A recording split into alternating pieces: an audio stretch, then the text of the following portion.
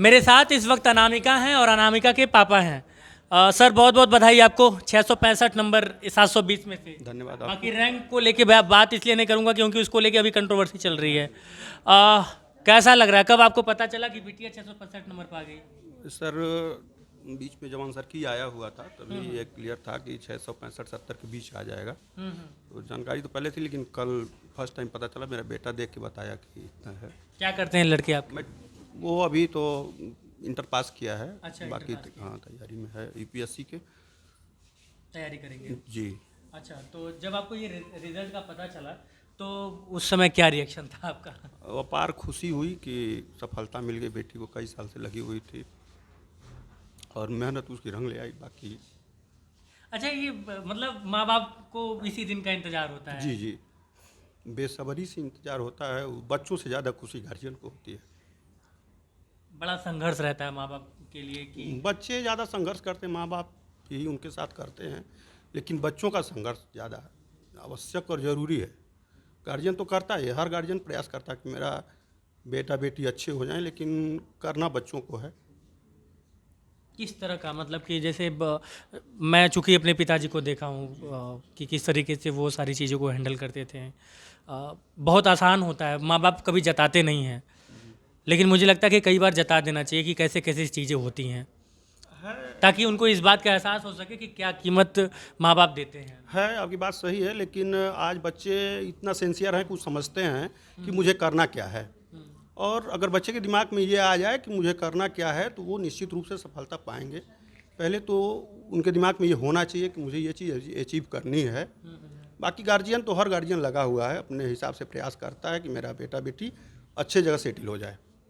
Profession क्या है आपका? मैं टीचर हूँ। अच्छा, आप खुद एक टीचर जी, हैं? बेसिक शिक्षा परिषद में मैं अध्यापक हूँ। उरुआ में मेरी पोस्टिंग है। उरुआ में पोस्टिंग है आपकी? अरे कहाँ, किस स्कूल में? उरुआ का भी मैं मूल निवासी भी हूँ। यशवंतपुर मेरा गांव है और मालन पार के पास दसवतपुर। हाँ, आप हाँ, देखें मैं हैं, देख दसवतपुर लिया, का मैं मूल निवासी हूँ और पूर्वा जूनियर हाई स्कूल में मेरी पोस्टिंग है।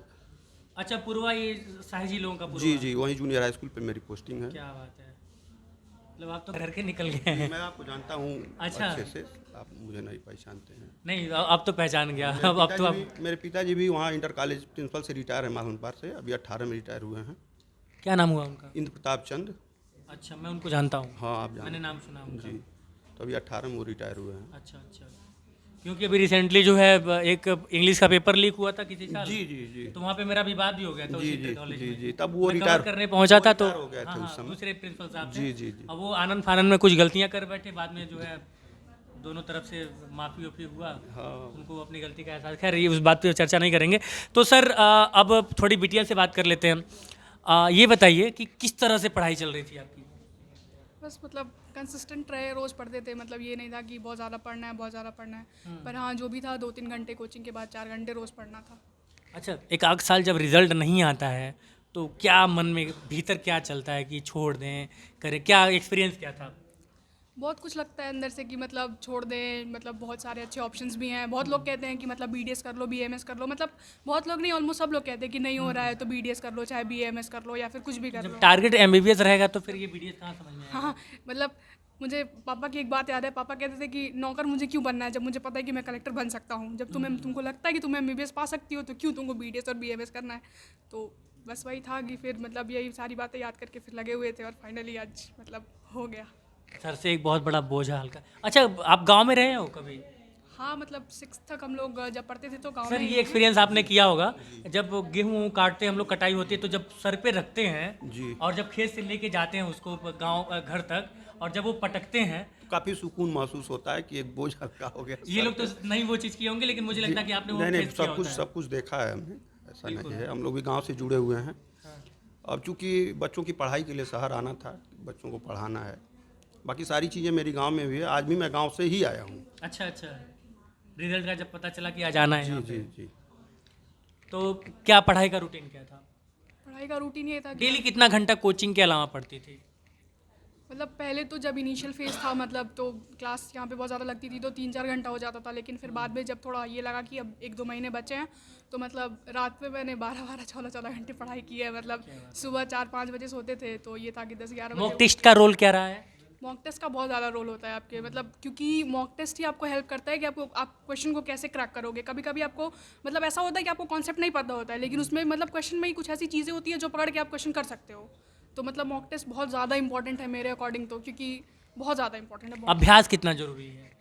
अभ्यास भी बहुत ज़रूरी है। अभ्यास से ही फाइनली मतलब हुआ, तो अभ्यास में अभ्यास किया और फाइनली मतलब रिजल्ट आया। तो चलिए एक बार फिर से आपको बहुत बहुत बधाई, आपके पापा को भी बहुत बधाई। बिल्कुल सर। सर मैं यहाँ कहना चाहूँगा कि एमजी सर का बहुत ही सहयोग रहा है इसके साथ, बहुत पहले से जुड़े रहे गार्जियन की तरह से, और कभी भी निराश नहीं होने दिया। उन्होंने कहा कि धैर्य बनाइए, हो जाएगा, निश्चित होगा।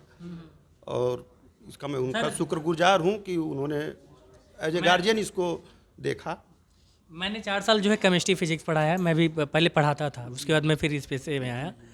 तो एक टीचर जो है ना, उसके इमोशन सारे रिजल्ट से जुड़े होते हैं। और एज ए पेरेंट्स मैंने इस बात को नहीं फील किया है कभी, लेकिन एज ए टीचर मैंने इस बात को फील किया है कि टीचर के लिए ये रिजल्ट क्या क्या मायने रखते हैं। तो एक बार फिर से सर बहुत बहुत बधाई, आप खुद भी एक टीचर हैं, बहुत बहुत बधाई आप दोनों लोगों को। Thank you.